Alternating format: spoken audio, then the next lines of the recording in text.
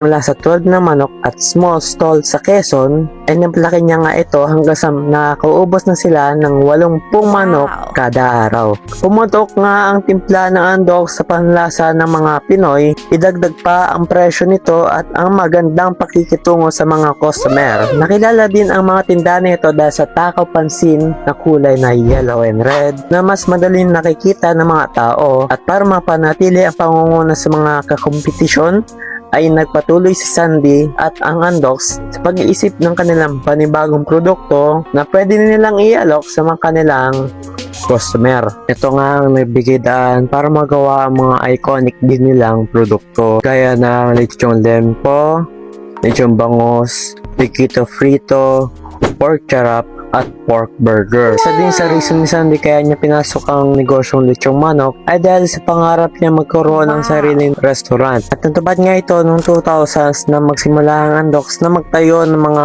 dine-in stores na nagsimula sa unang restaurant nila sa Boracay. Nagpakilala din sila ng mga bagong putahe sa kanilang restaurant gaya ng chicken barbecue, barbecue lempo, pichong kawali, crispy pata, pork sinigang, pork sisig, Bicol Express, Dokito Pork at Dokito Burger. Kailan nga lang ay pinakilala din nila ang kanilang bagong putahe na lechong baka na meron pang hashtag na hashtag baka naman. Kaya sa Andox, baka naman.